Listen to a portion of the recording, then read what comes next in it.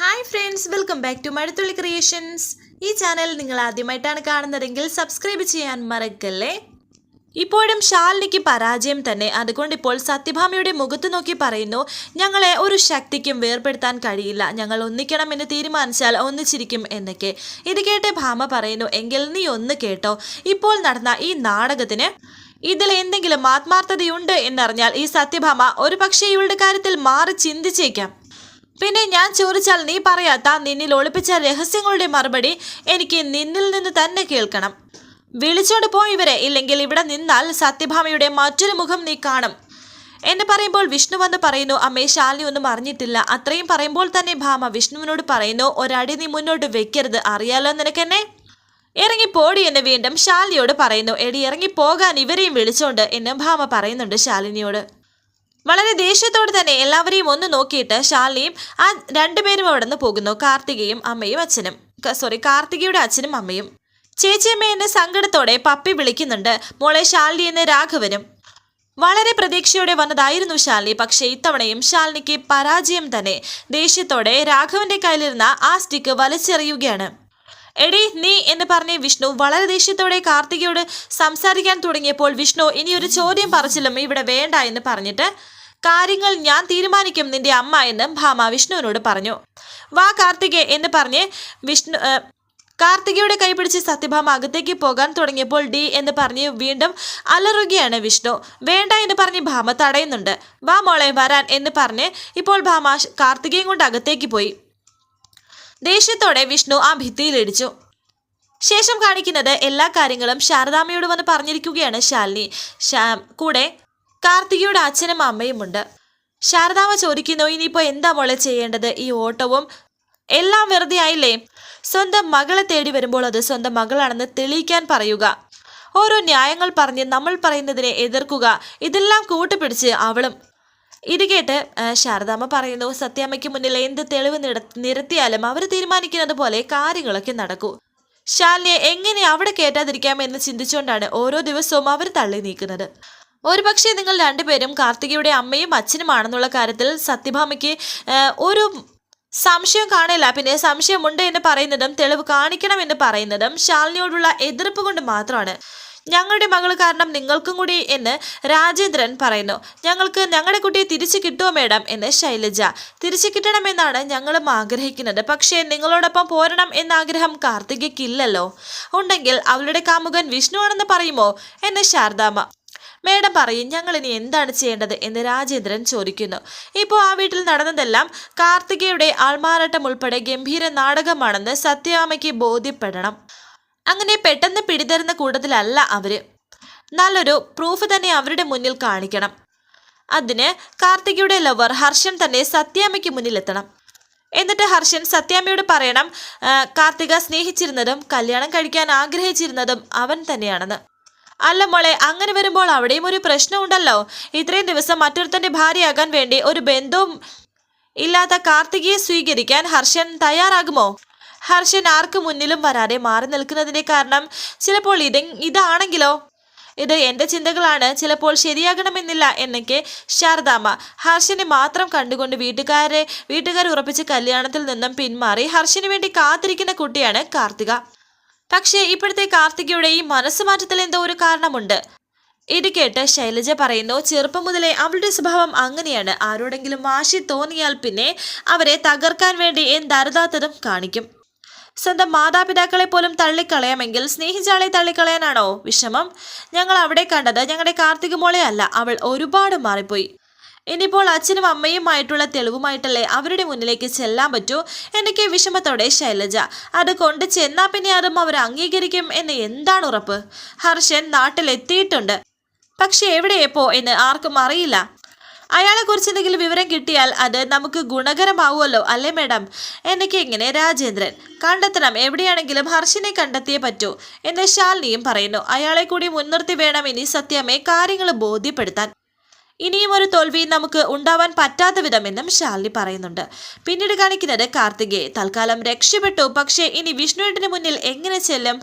ആ സത്യാമ്മ കൂടെ ഉണ്ടല്ലോ, പിടിച്ചു കയറാൻ അതാണ് രക്ഷ എന്ന് കാർത്തിക ഇങ്ങനെ വിചാരിച്ചിരിക്കുമ്പോഴാണ് ദേഷ്യത്തോടെ വിഷ്ണു കാർത്തികയുടെ മുന്നിലേക്ക് വന്നത്.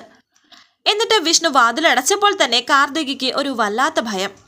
എന്റെ വിഷ്ണുവേട്ട എന്ന് കാർത്തിക, ഞാൻ ചോദിക്കുന്ന ചോദ്യങ്ങൾക്ക് സത്യസന്ധമായിട്ടുള്ള മറുപടി തരണം. ഞാനാണോ നിന്നെ പറഞ്ഞു പറ്റിച്ച് ആ കള്ളക്കാമുകൻ എന്ന് വിഷ്ണുവേട്ട അത് പിന്നെ എന്നെ പറഞ്ഞ ഒരു പരങ്ങളുടെ കാർത്തിക നിൽക്കുമ്പോൾ വിഷ്ണു പറയുന്നു, ചോദിക്കുന്നതിന് മാത്രം ഉത്തരം പറഞ്ഞാൽ മതി.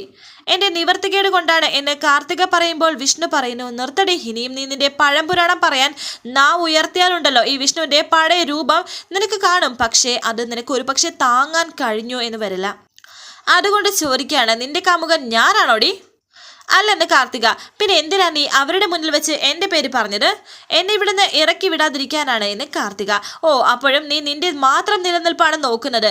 എടി, എന്ത് മനസ്സടി നിൻ്റെത്? എടി, നിന്റെ സ്വന്തം അച്ഛനും അമ്മയും അല്ലേടി ഇവിടെ വന്ന് കരഞ്ഞിട്ട് പോയത്? ആ വന്നിരിക്കുന്നത് എൻ്റെ അച്ഛനും അമ്മയുമാണ്. അവർക്കൊപ്പം എനിക്ക് പോകണമെന്ന ഒറ്റ വാക്ക് നിനക്ക് പറഞ്ഞിരുന്നെങ്കിൽ അവരിപ്പോൾ ഇവിടുന്ന് നാണം കെട്ട് പോകുമായിരുന്നോ? ഈ ഊരാ കുടുക്കിൽ നിന്ന് എനിക്കും കൂടി ഒന്ന് രക്ഷപ്പെടാൻ പറ്റുമായിരുന്നല്ലോ. ജനിപ്പിച്ച മകളുടെ അച്ഛനും അമ്മയുമാണെന്ന് അവർ തെളിയിക്കാൻ വേണ്ടിയിട്ട് എന്ത് രേഖയാണ് അവർ കൊണ്ടുവരേണ്ടത്?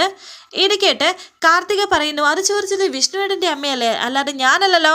ദേ കാർത്തികേ, അമ്മയ്ക്ക് ചോദിക്കാം, അമ്മയുടെ ആരും അല്ല അവര്.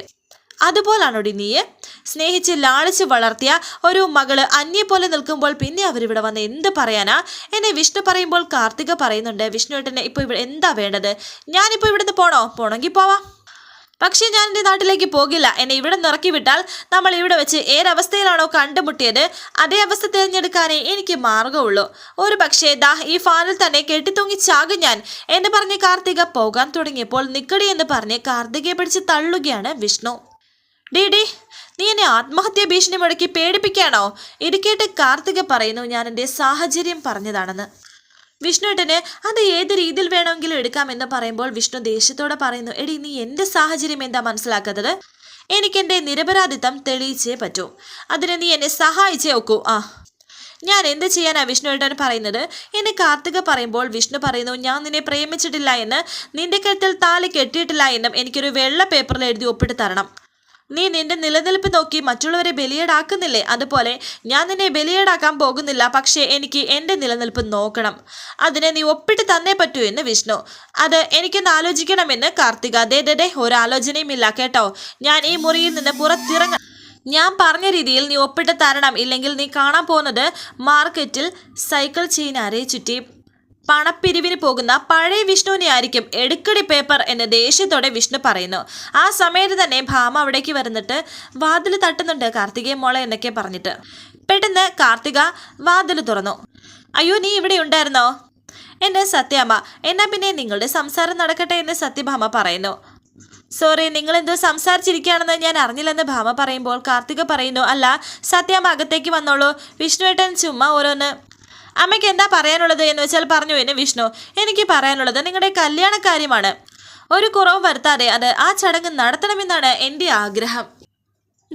അതിന് നിങ്ങൾ രണ്ടുപേരും ചേർന്നിരുന്ന് വിളിക്കേണ്ടവരുടെ ലിസ്റ്റ് ഉണ്ടാക്കണം. ഒരാളെ പോലും വിട്ടുപോകാൻ പാടില്ല. നമുക്ക് ഇനി പോയി വിളിക്കാൻ സമയമില്ല, ഫോണിൽ കൂടെ കാര്യങ്ങൾ പറയാം അല്ലേ എന്നൊക്കെ ഭാമ. ദേഷ്യത്തോടെ വിഷ്ണു കാർത്തികയെ നോക്കുന്നു. നീ അവളെ നോക്കുന്ന എന്തിനാ? നമ്മുടെ ബന്ധുക്കളുടെ ഫോൺ നമ്പർ അവൾക്കൊന്ന് പറഞ്ഞു കൊടുത്താൽ മതി, അവൾ എഴുതിക്കോളും. പിന്നെ കാറ്ററിംഗുകാരോട് തീയതി മറ്റോ ഒന്ന് പറഞ്ഞു കൊടുക്കണം. കൊടുത്തിരിക്കുന്ന ലിസ്റ്റിൽ എന്തെങ്കിലും കുറവോ കൂടുതലോ എന്തെങ്കിലും വരുത്തണമെങ്കിൽ നിങ്ങൾ രണ്ടുപേരും കൂടി ചേർന്ന് തീരുമാനിച്ചാൽ മതി. പിന്നെ വിഷ്ണു, നിന്റെ ഫ്രണ്ട്സിനെ ആരെയും വിട്ടു പോകരുത്. ആ കമലനെ വിളിച്ച് ഇപ്പോൾ തന്നെ ഇങ്ങോട്ട് വരാൻ പറഞ്ഞേക്കേ, അല്ലെങ്കിൽ ഇനിയൊരു പരാതിക്കിട വരുതരുത്. പിന്നെ മോളെ, അവിചാരിതമായിട്ടാണ് വന്നു ചേർന്നത് എങ്കിലും എനിക്ക് നിന്നെ ശരിക്കും ഇഷ്ടപ്പെട്ടു മോളെ എന്ന് ഭാമ കാർത്തികയോട് പറയുന്നു. മനസ്സിന് ഇഷ്ടപ്പെട്ട ഒരു മരുമകൾ എൻ്റെ മകൻ്റെ ഭാര്യയായിട്ട് വരുന്ന സന്തോഷത്തിലാണ് ഞാനിപ്പോൾ. അത് മനസ്സിൽ വിചാരിച്ചുകൊണ്ട് ഞാൻ ഇവിടേക്ക് വന്നതും മോള് വന്ന് വാതിൽ തുറന്നു. നിങ്ങൾ രണ്ടുപേരെയും ഒരുമിച്ച് സന്തോഷത്തോടെ ഒരു മുറിയിൽ കണ്ടപ്പോൾ എനിക്ക് പറഞ്ഞറിയിക്കാൻ കഴിയാത്ത അത്രയും സന്തോഷം. ഇനി ഞാനിങ്ങ് മരിച്ചാലും സങ്കടമില്ല എന്നും ഭാമ പറഞ്ഞു. അയ്യോ, സത്യാമ്മയുടെ സന്തോഷമാണ് ഞങ്ങളുടെയും സന്തോഷം. സത്യാമ്മ ഞങ്ങൾക്കൊപ്പം എന്നും ഉണ്ടാവണം എന്നാണ് ഞങ്ങളുടെ പ്രാർത്ഥന. അത് അങ്ങനെ തന്നെ ആയിരിക്കുകയും ചെയ്യുമെന്ന് കാർത്തിക. മോളെ, തൃപ്തിയായി, എൻ്റെ മനസ്സ് നിറഞ്ഞു. ഇങ്ങനെയൊരു മരുമകളെ കിട്ടിയത് കഴിഞ്ഞ ജന്മത്തിൽ ഞാൻ ചെയ്ത പുണ്യമാണ് എന്നൊക്കെ പറയുന്നുണ്ട്. എന്നെ പറഞ്ഞ് കാർത്തികയുടെ നെറുകയിൽ ഒരു ചുംബനവും കൊടുത്തു. ഇതൊന്നും കണ്ടു നിൽക്കാൻ കഴിയാതെ വളരെ ദേഷ്യത്തോടെ വിഷ്ണു പുറത്തേക്ക് പോകുന്നു. അവൻ്റെ പോക്ക് കണ്ടില്ലേ, ഇപ്പോൾ തന്നെ ലിസ്റ്റ് തയ്യാറാക്കാനാണെന്ന് തോന്നുന്നു എന്നൊക്കെ ഭാമ പറയുന്നു. അപ്പോൾ ഈ ജന്മത്തിൽ നന്മ ചെയ്തിട്ടില്ല എന്ന് ഇവർക്ക് തന്നെ അറിയാം എന്നിങ്ങനെ കാർത്തിക വിചാരിക്കുന്നുണ്ട്. പിന്നെ മോളുടെ ആശ്രമത്തിൽ എല്ലാവരെയും അറിയിക്കണം, ഒരാളെ പോലും വിട്ടുപോകരുത്, കേട്ടല്ലോ എന്നൊക്കെ സത്യഭാമ. എന്നാ പിന്നെ താഴേക്ക് ചെല്ലട്ടെ, ഒരുക്കങ്ങൾ ഒരുപാടുണ്ട് ചെയ്യാൻ എന്നൊക്കെ ഭാമ പറയുന്നുണ്ട്. അങ്ങനെ ഭാമ ഇപ്പോൾ താഴേക്ക് പോകുന്നു. ഹാവു രക്ഷപ്പെട്ടു. ചില നേരങ്ങളിൽ ഒരു രക്ഷകയുടെ രൂപത്തിൽ വരാൻ സത്യാമ്മയ്ക്ക് നല്ല കഴിവാണ്. വിഷ്ണുവേട്ടൻ എന്നെ കൊണ്ട് ആ ലെറ്റർ എഴുതി വാങ്ങിച്ചിരുന്നെങ്കിൽ പിന്നെ ഈ വീട്ടിൽ നിന്ന് എന്നോട് ഇറങ്ങാൻ പറഞ്ഞേനെ. ഇപ്പോൾ രക്ഷപ്പെട്ടല്ലോ. വിഷ്ണുവേട്ടനിൽ നിന്നും ഇനിയും ഇത് പ്രതീക്ഷിക്കാം, മറിഞ്ഞു നിൽക്കേണ്ടി വരും, ഇല്ലെങ്കിൽ അപകടമാണ് എന്നും കാർത്തിക വിചാരിക്കുന്നുണ്ട്. ശേഷം കാണിക്കുന്നത് സ്കൂളിൽ പപ്പിയും സത്യയും ഇങ്ങനെ ഒരുമിച്ചിരിക്കുകയാണ്.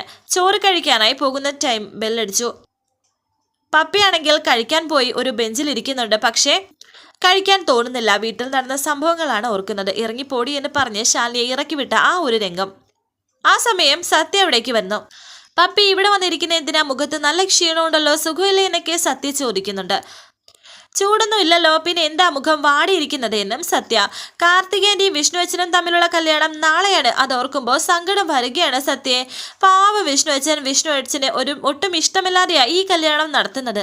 വിഷ്ണുവച്ചന് കാർത്തികേന്റെയും നേരത്തെ കല്യാണം കഴിച്ചിട്ടില്ല, എനിക്ക് ഉറപ്പാണ് എന്ന് പപ്പി. അതിന് നമ്മളിപ്പോൾ എന്ത് ചെയ്യാനാ, നമ്മൾ കുട്ടികളായി പോയില്ലേ എന്ന് സത്യ പറഞ്ഞിട്ടുണ്ട്. ശരിയാണ്, വലിയവരായിരുന്നെങ്കിൽ നമുക്ക് കാർത്തികേയൻജിയെ അവിടെ നിന്ന് അടിച്ചിറക്കാമായിരുന്നു എന്ന് പപ്പി പറയുമ്പോൾ സത്യ പറയുന്നു. എൻ്റെ അമ്മയാണെങ്കിൽ എന്തോ ജോലി തിരക്കിലാണ്, അല്ലെങ്കിൽ അമ്മയോട് പറഞ്ഞിട്ടെങ്കിലും ഈ കല്യാണം മുടക്കാമായിരുന്നു.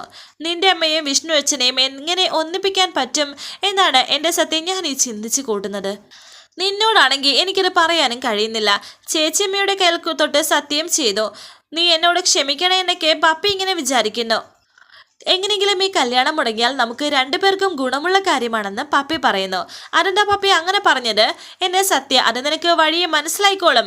പിന്നെ നിനക്കും കാർത്തികേയൻ്റെ ഇഷ്ടമല്ലല്ലോ, വിഷ്ണുവച്ചനെയാണെങ്കിൽ ഇഷ്ടമാണ്, അതാ ഞാൻ അങ്ങനെ പറഞ്ഞത് എന്ന് പപ്പി. ഞാനൊരു രഹസ്യം പറയട്ടെ എന്നെ സത്യ. അപ്പോൾ പപ്പി മനസ്സിൽ വിചാരിക്കുന്നു, ഇവളുടെ കയ്യിലുമുണ്ടോ രഹസ്യം, അപ്പോൾ ചേച്ചിയമ്മ ഇവളെ കൊണ്ടും സത്യം ചെയ്യിപ്പിച്ചിട്ടുണ്ടോ എന്ന്. സത്യ പറയാൻ തുടങ്ങുകയാണ്. കാർത്തികേയൻ്റിക്ക് ഒരു ഫ്രണ്ട് ഉണ്ട്. എൻ്റെ അമ്മ അനു ആൻറ്റിയോട് ഫോണിൽ കൂടി സംസാരിക്കുന്നത് ഞാൻ കേട്ടതാണ്.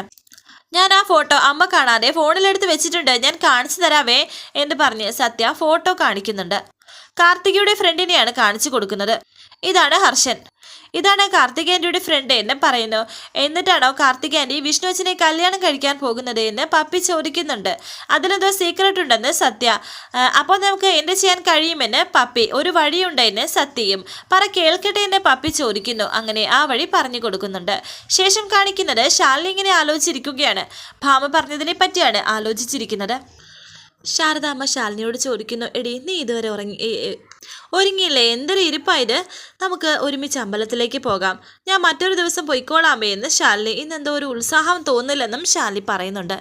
എടി അതുകൊണ്ടാ പറഞ്ഞത്, അമ്പലത്തിലേക്ക് വരാൻ മനസ്സിലെ സങ്കടങ്ങൾ പറഞ്ഞ് മനസ്സുരുകി പ്രാർത്ഥിച്ചാലേ ഒരാശ്വാസമൊക്കെ കിട്ടുമെന്നേ. വാ എഴുന്നേക്ക്, റെഡിയാവും വാടി എന്ന് പറഞ്ഞ് ശാലിനിയെ വിളിക്കുകയാണ് ശാരദാമ്മ. നീ ഇതുവരെ പോയില്ലേ ശാരദയെന്ന് ചോദിച്ചിട്ട് ഗോപാലകൃഷ്ണൻ അവിടേക്ക് വന്നു. ക്ഷേത്രത്തിലെ ചടങ്ങ് കഴിഞ്ഞ് അവിടെ പോയിട്ട് എന്താ കാര്യം എന്ന് ഗോപാലകൃഷ്ണൻ ചോദിക്കുന്നുണ്ട്. അത് ഞാൻ ഇവളെ കൂടി വിളിക്കാമായിരുന്നു എന്ന് ശാരദാമ്മ പറഞ്ഞു. നല്ലൊരു ദിവസമായിട്ട് അമ്പലത്തിൽ വന്ന് പ്രാർത്ഥിച്ചാൽ നല്ലതല്ലേ, നമ്മുടെ ഇപ്പോഴത്തെ പ്രശ്നങ്ങൾക്ക് ഒരു പരിഹാരമാവുമെങ്കിലോ എന്ന് പറയുന്നു. ഇപ്പോഴത്തെ പ്രശ്നങ്ങൾ നമ്മളായിട്ട് ഉണ്ടാക്കി വെക്കുന്നതല്ലേ, ദൈവത്തിനെ പഴി പറഞ്ഞിട്ട് എന്താ കാര്യം എന്നൊക്കെ പറയുന്നു. രാവിലെ തന്നെ തുടങ്ങല്ലേ ഗോപാലേട്ട, അവൾ വരുന്നില്ലെങ്കിൽ വേണ്ട, ഞാൻ പോയിക്കോളാമെന്ന് ശാരദാമ്മ. ഇനിയിപ്പോൾ അമ്മ പറഞ്ഞിട്ട് കേട്ടില്ല എന്ന് വേണ്ട, ഞാൻ പോകുന്ന വഴിക്ക് ഒരു ക്ഷേത്രമുണ്ട്, ഞാൻ അവിടെ പോയിട്ട് പൊയ്ക്കോളാമെന്ന് ശാലിനി പറയുന്നു. അവിടേക്ക് ശാന്ത വന്നു. അങ്ങനെ അവർ ക്ഷേത്രത്തിൽ പോകുന്നു. പിന്നെ ശാലിനിയും ഗോപാലകൃഷ്ണനും ഇരുന്ന് എന്തൊക്കെയൊക്കെയോ സംസാരിക്കുന്നുണ്ട്. ഇനിയിപ്പോൾ സത്യാമ്മയ്ക്ക് മുന്നിൽ ചെന്ന് നിൽക്കണമെങ്കിൽ ഹർഷൻ എവിടെയാണെന്ന് അറിയണം. അച്ഛനും ആവുന്ന പോലെ ശ്രമിക്കുന്നുണ്ട്, പക്ഷേ അഴിക്കും തോറും മുറുകുന്നത് പോലെയാണ് കുരുക്ക്. ഇനി അയാൾ മനഃപൂർവ്വം കൺവെട്ടത്തുനിന്ന് മാറി നിന്ന് കാർത്തികയുടെ നീക്കങ്ങൾ അറിയുകയാണോ എന്ന് അറിയില്ല. എന്തായാലും ഒരു കാര്യം ഉറപ്പാണ്, ആള് ഈ നാട്ടിലുണ്ട്. അമ്മ പറഞ്ഞതുപോലെ നമ്മൾ വിളിക്കുന്ന ഈശ്വരന്മാർ കൂടെയുള്ളപ്പോൾ അയാളെ നമ്മുടെ മുന്നിൽ എത്തിക്കുമെന്നാണ് ഞാനും വിശ്വസിക്കുന്നത് എന്ന് ശാലിനി പറഞ്ഞു. എന്നിട്ട് ശാലിനി അവിടെ നിന്നും എണീറ്റ് പോകുന്നു. ഈ സമയം ഗോപാലകൃഷ്ണന് ഒരു കോൾ വരുന്നു. വരാനിരിക്കുന്ന പുതുപുത്തൻ എപ്പിസോഡുമായി വീണ്ടും കാണാം. Thank you for watching. Please subscribe, like, share my channel.